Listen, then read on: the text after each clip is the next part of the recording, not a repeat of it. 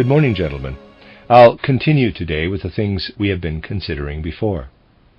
You need to be really clear. Asia is over there in the east, and he draws on the blackboard, but there's not a picture. From Asia, people came to Europe in Antiquity, to Greece, along a whole chain of islands. This was as far as Asia went. Here came Africa, and there was the Nile. I have told you a lot about it. Here's Greece, the Adriatic Sea, here Italy and Sicily, the island. Many islands would be here, Samos, Rhodes, Cyprus, and so on. And people came to Greece from Asia via these islands. This would be Greece, this the Roman Empire, the Italy of today. Now you need to call to mind the following, gentlemen. You see, from about the year 1000, 1200 before Christ, everything I have told you developed in Greece, with people learning to look at the world. Very soon, however, from the 4th and 3rd centuries before Christ, Greece gradually lost its dominance, and this went to Rome, the capital. What happened was that Greeks who were more or less dissatisfied with conditions in Greece emigrated in growing numbers in very early times, settling down here in Sicily and southern Italy. For half a millennium, 400 or 500 years, they brought Greek culture to these regions, so much so that Sicily and southern Italy were known as Greater Greece in those days. They would refer to their old homeland simply as Greece, calling the rest Greater Greece. Not only discontented people went there, but also people like the great philosopher Plato, who wanted to establish an ideal republic there. The people who were most important in developing that civilization really all lived in southern Italy, and we have to say that life in that region was refined, with people highly educated. The brutal dominance of Roman civilization, as it came to be called, spread from the region above this. You know that the original population of Rome has a most peculiar origin. Chieftains, one of the best known of them being Romulus, called together all the rogues and scoundrels in the area and effectively created the first robber state. This robber mentality continued under the first Roman kings. Soon, however, under the 4th and 5th kings, a northern tribe, the Etruscans, came and settled in Rome. They brought a human element to Rome, intermarrying with the descendants of the early robbers. But the whole dominion over the world later established by Rome, all the lust for power that continues even into our own time, really originated, we should be under no illusion here, from the original colony of rogues on the 7 hills of Rome. All kinds of other things were added on top. The whole business has been much refined, but we cannot really understand how things were done in later times, unless we know that originally a band of robbers had been gathered from the woods. All the lust for power and so on that spread over the whole of Europe, and still plays such a great role today, came from this. Something else that developed in Rome was the thinking through which the church became increasingly tied up with worldly government. Medieval times evolved from this, and so on. Now, you see, at the beginning of our era, there was the mystery of Golgotha. The Roman rule I have spoken of was established in the 8th century before Christ. At the time of Golgotha, Roman rule, established 7 centuries earlier, spread far and wide, including the area where the mystery of Golgotha took place. The Jews living in Palestine, among whom Jesus of Nazareth appeared, were also under Roman rule. It will be good, having said so much about the mystery of Golgotha, to take some account also of what really had been happening on the Italian peninsula from very early times. It is absolutely true to say that Europeans really only understand the things that go back to Roman times. Educated people, in quotes, have of course learned Greek, but there has really been very little understanding of Greek culture in Europe. You see, it is most interesting that 100 years after the mystery of Golgotha, Tacitus, one of the most important Roman writers, wrote only a single sentence about Christ Jesus in his vast historical work. 100 years after Golgotha, Tacitus wrote about the ancient Germans, for instance, in a way that simply was no longer possible afterward. His works include a single sentence about Christ Jesus, which says, quote, "The Christ, as he was called, founded a sect among the Jews, and was later sentenced to death and executed." Close quote. So, this is what Tacitus, an educated Roman, had to say 100 years after the founding of Christianity in Palestine. So you can imagine, ships went to and fro all the time, all kinds of trade and cultural links developed, and 100 years after the event, no more notice was taken of Christianity in Rome than to make a note that a sect was founded and its founder condemned to death and executed. There was, of course, the aspect that the idea of the state developed from Roman culture. We cannot really call the Roman Empire a state in the proper sense, for the idea of a state as we know it only developed in the 16th century Europe. Thus we may say that Tacitus was already thinking so much in terms of state that the most important thing to him was that Christ Jesus was properly condemned and executed. That is one thing. You also have to consider that in its early days, Christianity was not what it became later. Originally, it had a real air of freedom.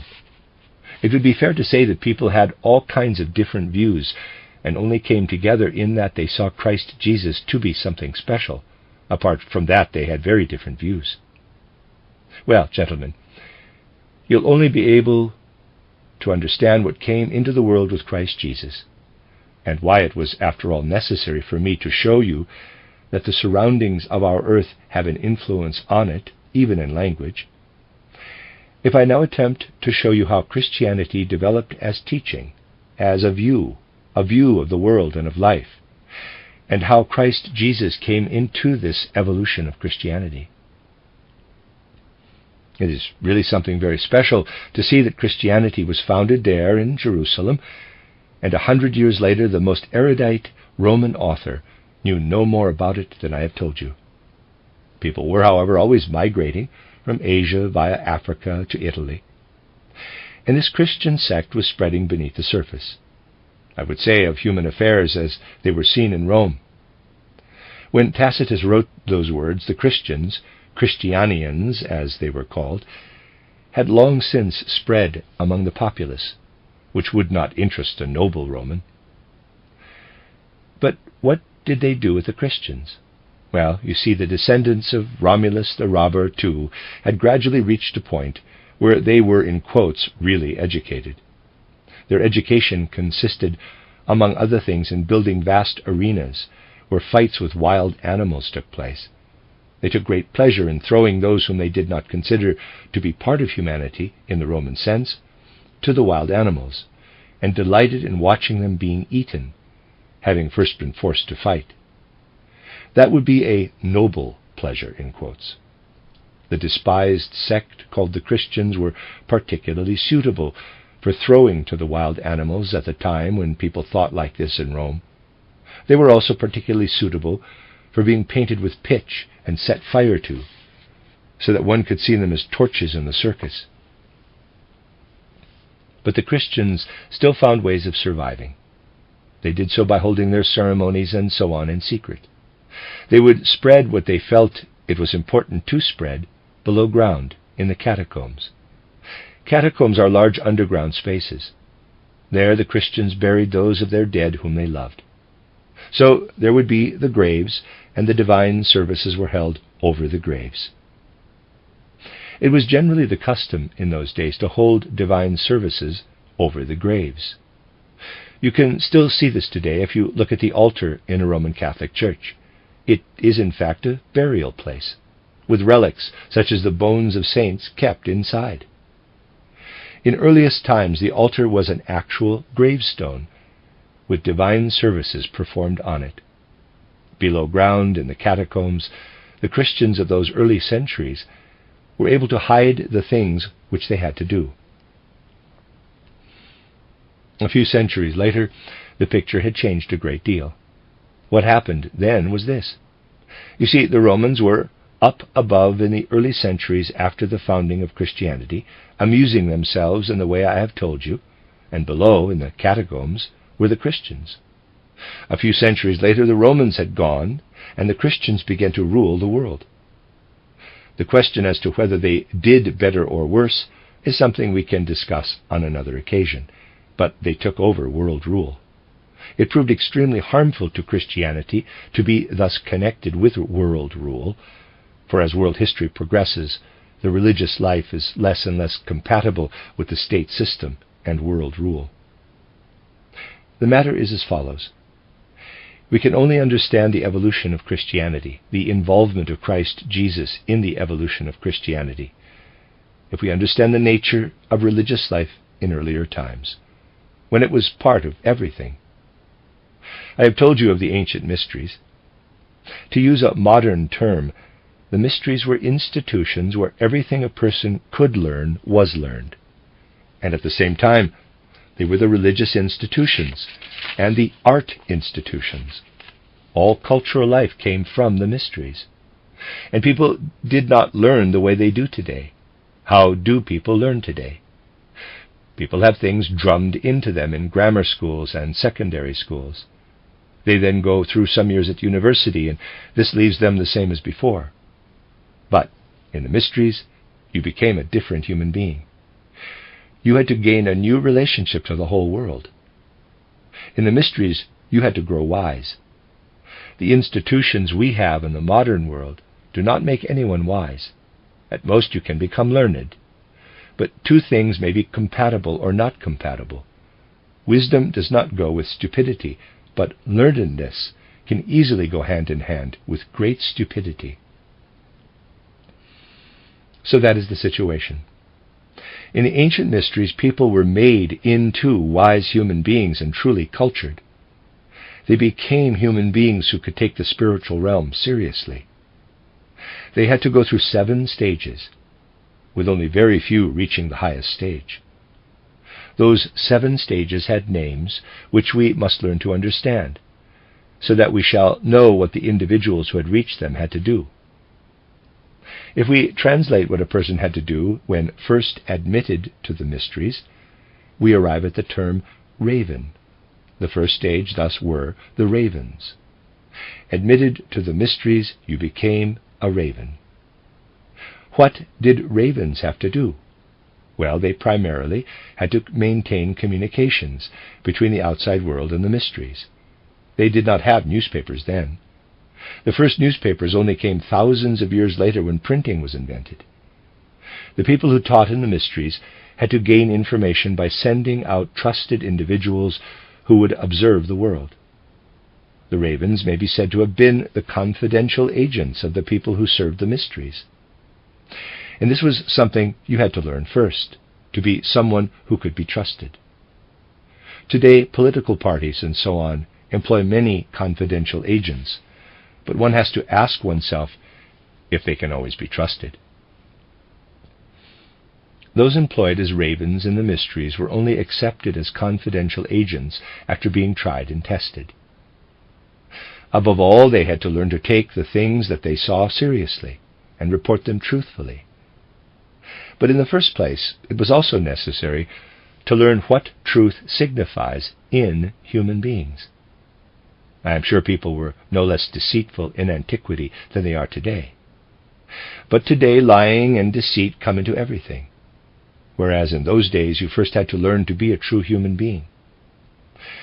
This was what you had to make your own in the years of being a raven, a confidential agent of the mysteries. The second stage was something people find most unacceptable today. It was the level of the occultists. Occult means hidden, secret. They would not be sent out, but had to learn something modern people do not like to learn: to be silent. One level of learning in the ancient mysteries was to learn to be silent. You'll think it grotesque, a real joke, that people had to keep silence for a year at least, or even longer. But it is true.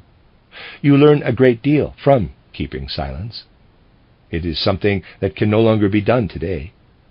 Imagine schools were required to make young people between the ages of 17 and 19 be silent for a year instead of having to go into the army. It would indeed be very useful for the gaining of wisdom, for keeping silence would make them terribly wise. But it can no longer be done today. Something else can be done, however. I know you cannot stop people talking. They don't want to be silent, but want to chat. And everyone knows everything. And if you meet someone today, he has, above all, what we call a, quote, point of view, close quote. Everyone has a point of view, of course. But the world looks different from another point of view, and this is nothing new for anyone who knows the world. It is understood. If you stand here, the mountain looks different compared to the way it would look if you stood over there. The same holds true in cultural life. Everybody has his point of view, and every person is able to see something else. And if you have a dozen people, they will, of course, have 13 opinions. That need not be so, but it need not surprise us that they have 12 points of view, only they should not take it so seriously. Everybody considers his own point of view to be most important, terribly important. In earlier times, people simply had to keep silence about the things they were to learn. They were merely listeners. One could not call them anything but listeners in the occult world, for they had to listen. Today, the students of German universities are called hearers and no longer pupils. But they often do not hear, for they chatter. Some actually consider it more important to chat to their fellow students than to listen in the lecture theaters. And sometimes listening is no longer something that makes people particularly serious. This then was the second stage. People learn to keep silence. And when there is silence, it happens. This is like a cause and effect relationship, that the inner nature of a human being begins to speak to him. This is the way. Imagine you have a basin of water. If you use a hose to siphon off the water will run away. If you have a basin, not a spring, and then there is none left. And this is what happens when people chatter all the time. Everything runs away with those words, and nothing is left. The ancients knew this, and because of this, their listeners were first of all made to keep silence. They thus learned to appreciate the truth and then to keep silence. The silence came afterward. The third stage was one we might translate as the, in quotes, defenders. Now, these people were allowed to talk. They were now permitted to defend the truth they had learned by keeping silence in the mysteries. Above all, they were asked to defend the spirit. Defense is the word we may reasonably use for this third stage.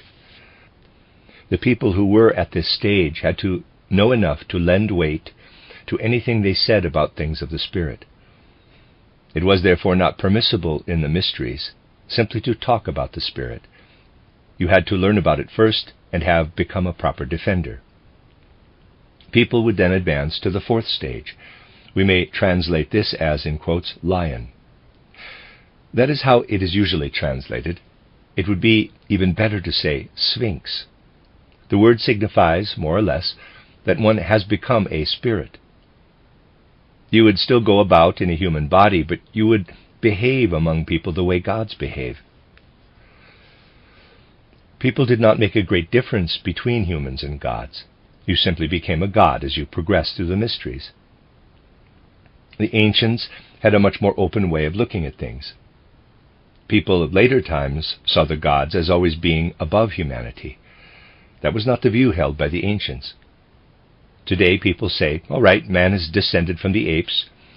Raymond, a famous scientist, actually said there had been a giant leap from anthropoid apes to humans, a giant step also in the size of the brain. The brain was suddenly larger than it was in the anthropoid apes. That was a strange statement for a modern scientist to make. One would assume that someone who says such a thing would have dissected an anthropoid ape and know how big the brain was. But if you look it up, you'll find that scientists have to admit that the anthropoid ape has not yet been discovered. Dr. Raymond, the famous scientist, was therefore referring to something that has not yet been found, something nobody has seen so far, the anthropoid ape. That is the kind of conscientiousness applied in science today. People would never think that Dubois-Raymond might speak of something he has never seen. They think a famous scientist knows everything. People are more credulous today than they were in antiquity. The ancients thus certainly believed that human beings can develop and are able to gain the conscious awareness of gods. Someone who had reached the fourth stage and was a sphinx would no longer speak like a defender of the third stage, but use a language in which he expressed himself in such a way that it was really difficult to understand him. You had to reflect on how he should be understood. It is difficult for people today to get an idea of the language spoken by the sphinxes, because we no longer see things the way they saw them then. Even in the Middle Ages, in the 17th century, for instance, something of that language still survived. At that time, 200 years ago, they had the Rosicrucian schools, for example. In them, certain initiates would speak in a language that was slightly veiled and had to be studied first. They would, above all, speak in images. 200 years ago, you would still find an image, you may find this interesting, that was used everywhere to explain the human being to some extent. This image was a human form with a lion's head, and next to it a human form with an ox head. Speaking to the people under instruction, they would refer to the relationship between the two as, quote, the creature with the ox head, close quote, the creature with the lion's head, meaning man and woman. They would not use the words man and woman, but creature with the ox head, meaning the man, and the creature with the lion's head, meaning the woman. The relationship between ox and lion was seen to be like the relationship between man and woman. This sounds funny to people today, but the tradition has survived, and the sphinxes always used the names of animals to give clearer and more characteristic expression to anything that lives in a human being. This, you see, would have been the language of the sphinxes, who were already speaking more out of the spirit. There followed the fifth stage. These people were obliged to speak only out of the spirit. Depending on which nation they belonged to, they would be called Persian, or Indian, or Greek. In Greece, it was they who were the real Greeks. People would say to themselves, quote, someone who belongs to a nation has private interests, wanting this or that, wanting something different from someone belonging to another nation. It is only when he has advanced to the fifth stage that he no longer wants something for himself, but only what the nation as a whole wants. This is also what he wants. He has become like a spirit of the nation. Close quote. Those spirits of the nations in the ancient mysteries and still in ancient Greece were exceedingly wise people. They would not say, quote, when something comes up, I'll stand there and have my own point of view, knowing everything. Close quote. No, although they had advanced to the fifth stage, they would go through long periods of exercises that would allow them to judge situations. You see, if you have a modern statesman, a point may be raised in Parliament, and he has to answer. Just think what it would be like if things were done the way they were in those earlier days, when someone required to answer would say, I must first withdraw from the world for a week, go into myself, so that I may form an opinion. Well, I'd like to know what the parliamentary parties would say to Mr. Stresemann or to other bodies if someone asking a question were to be given the answer, quote, to give a considered opinion on the issue, I must first withdraw for a week, close quote. That is how it was in those days. People believed in the world of the spirit and knew that it would not speak to them in the hustle and bustle of life, but only when they were able to withdraw from this. One will then, of course, also develop the ability to withdraw in the midst of the hustle and bustle, but it has to be learned first. Once it had been learned, the individual would progress to the sixth stage. At the sixth stage, the individual no longer had an earthly point of view, not even that of his people. He would say to himself, I am a Greek, in quotes. My brother initiate who has reached the fifth stage in Assyria is an Assyrian, the one who lives even further away, a Persian. But those are all one-sided points of view. The sun moves through Persia and then on to Greece. It shines on us all. Initiates of the 6th stage no longer wanted to learn from what a nation was saying. They wanted to learn from what the sun was saying. They became sun people, no longer people of the earth, but of the sun. You see, those sun people would seek to consider everything from the sun point of view. People have no idea today of the things that were done in those days, for they know nothing of the secrets of the world. To gain insight into such things, we have to consider the following. For example, some time ago a man came to me and said, quote, "A strange book has appeared in which it is shown that the Gospels were written in a numerical code," close quote. If we were to take a particular word in the Gospels, let us say the word beginning in John's Gospel, quote, "In the beginning was the Word, and the Word was with God, and the Word was a God," close quote, and divide the phrase up, and we were to find that one particular part was twice the length of another, and each word had a numerical value, there you have a word with a numerical value of 50, followed by 25, another word 50, and another word 25, and one would be able to calculate which word should be written in which place. It is interesting to see if this works. Let us take a word. I'll use one that we also have in German, the word Eva. Let us assume that E has the value 1, the V a 2, the A a 3. Let us assume it is so. In the past, every letter had a numerical value. It was not only a letter, and people knew that if you had an L, for instance, this also meant a number. You can still see the numerical values in Roman letters. I equals 1, V equals 5, X equals 10. These are letters, but they also have numerical value. So with Eva, as an example, it is not really 1, 2, 3, but we'll assume it is. 1, 2, 3, E, V, A is the mother of all that lives. Now we turn it round. A, V, E, 3, 2, 1, and we have Ave, which means the end of life. Going in opposite directions, read in reverse from the back, Eva, Ave. Changing the numbers, you'll always find that figures and letters agree. And so, there is a numerical code. We may say, let us look at the first line in John's Gospel. The numbers are these. Let us look at the second line. The numbers are in a different order, and that signifies something. Now, you see, gentlemen, people are amazed at this. But you know, a man called Louvière launched himself at the Sphinx. The riddle is solved. He applied these numerical relationships to Goethe's Faust, and it worked. Goethe never thought of composing his Faust on the basis of some law of numbers. But it works nevertheless, because all composition involves numerical elements. But if you just try and say something, I can also apply a numerical code to your statement. This is something that lives in speech itself. A spiritual principle is at work in your speaking. And that, gentlemen, is the element from beyond this earth, the sun influence. These sun people therefore studied the secrets of the sun. The pyramids were probably not just built to be royal tombs, for instance, but had specific openings where a sunbeam might enter at a particular time of the year.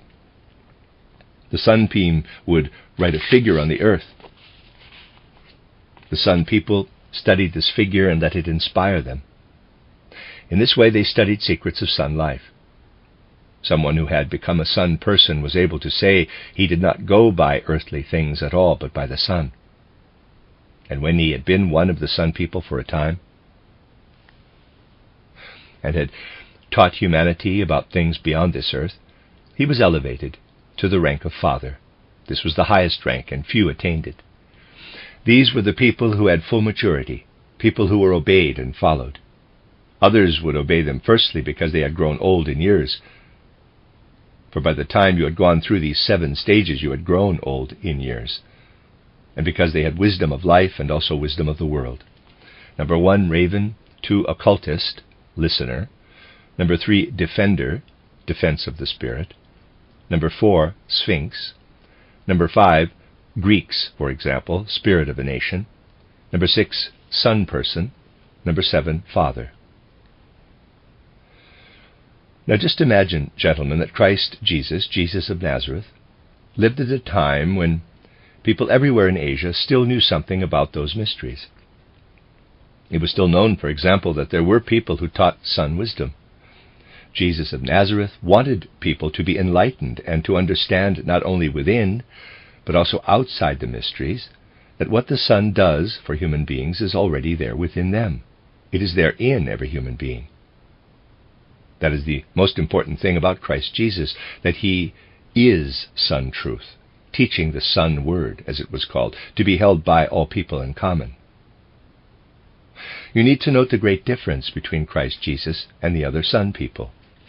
If you do not understand this, you'll never gain insight into the mystery of Golgotha. For you see, it is like this. What did people have to do to become sun people in those early days?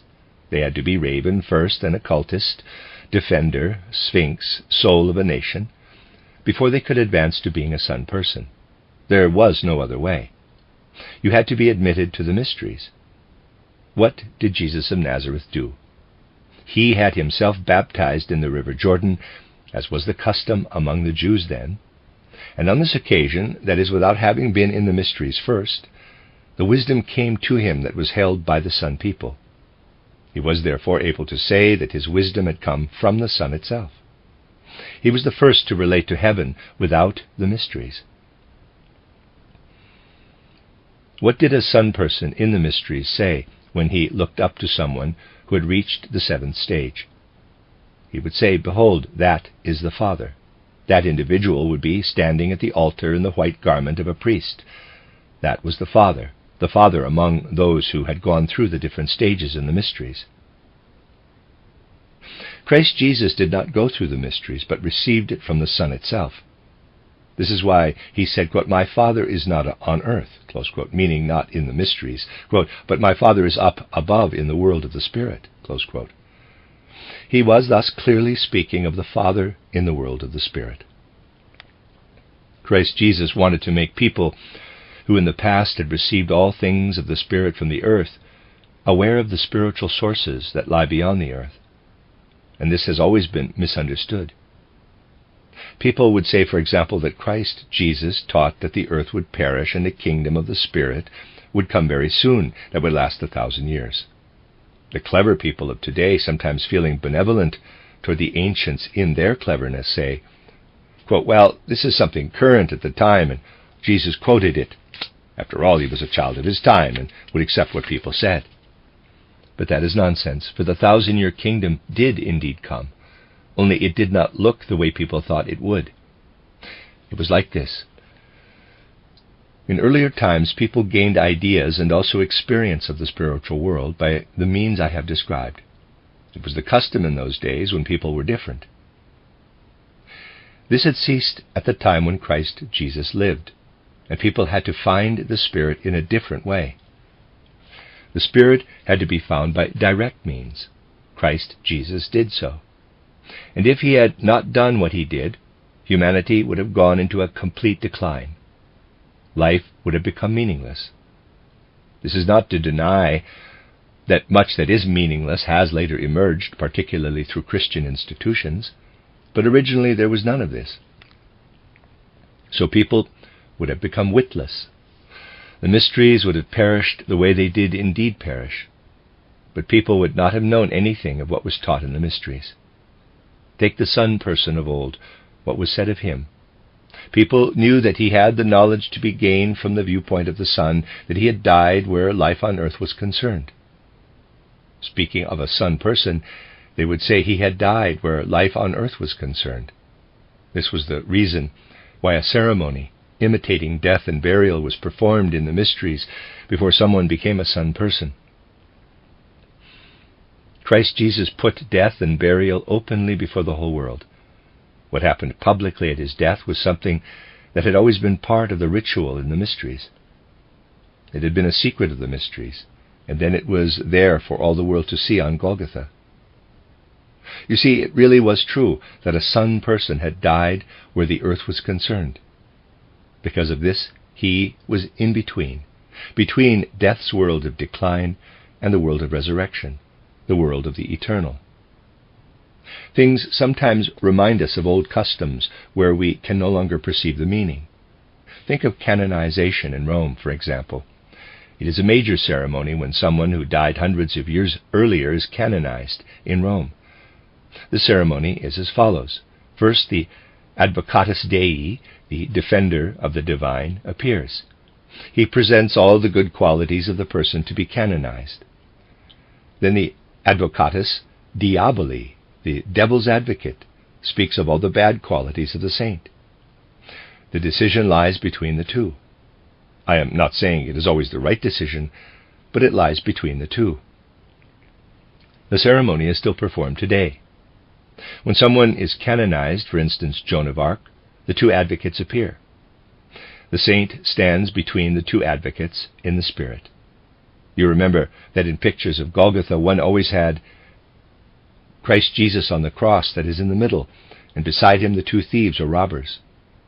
But the strange thing is that the Christ said to one of them, quote, "Today you'll be with me in paradise."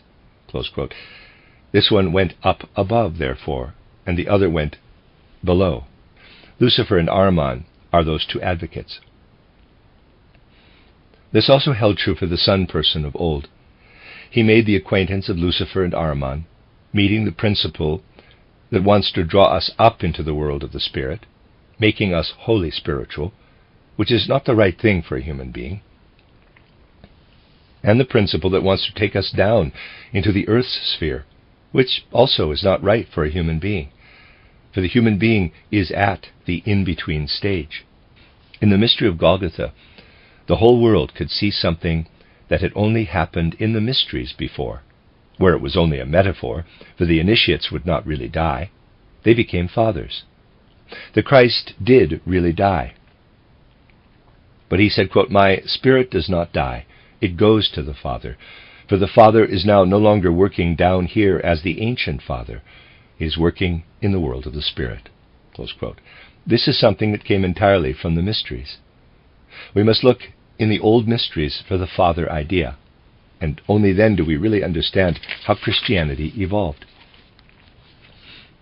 Now you see, gentlemen, everything I have told you was very much the custom over there in Asia. It also had an influence on the founding of Christianity. But even the Greeks knew extremely little of this, for they were developing outer civilization. And the Romulus people, descendants of a robber colony, knew nothing at all of this. They knew only about ruling the world in outer terms. They knew so well how to rule the world that the Roman Caesars or emperors behaved as if they were initiates. One of the early Roman emperors was Caligula. Now you see, in the 1890s, a German historian wanted to describe the German Emperor Wilhelm. But this could not be done, for anyone writing such a description would have been put in prison. The historian, therefore, wrote a small book entitled Caligula. He wrote about the Roman Emperor Caligula, but every trait applied to Wilhelm II. Everybody who knew about these things realized that is our Wilhelm II. That was the only way of doing it. Caligula had also been an initiate, for by that time it had all become outer form. It was possible to understand the function of the ravens by seeing what the princes did, at least at a superficial level. Caligula had become a sun person, but only superficially, more or less the way a 5 or 6-year-old becomes a general by putting on a uniform. Caligula was also supposed to initiate others, and during one of those ceremonies it happened that when one of the sphinxes was given the symbolic stroke of the sword, Caligula actually killed him with the sword. This, of course, would not have been a problem for a Caesar. Everything had become outer form with the Romans, and they did not understand the inner meaning of any of it. No wonder they were quite unable to understand Christianity. In Rome, therefore, Christianity became connected with worldly or temporal rule. When Christianity came to Rome, they had a temporal ruler who, however, saw himself as a god. Naturally, for you become a god if you were an initiate. Augustus was considered to be a god, and so were his successors. They also had the Pontifex Maximus, the great bridge builder. He was the spiritual ruler, but gradually faded away to a mere shadow in Rome, having no real role to play. The temporal ruler had all the power. That was only to be expected in a nation descended from Romulus, who gathered all the rogues together.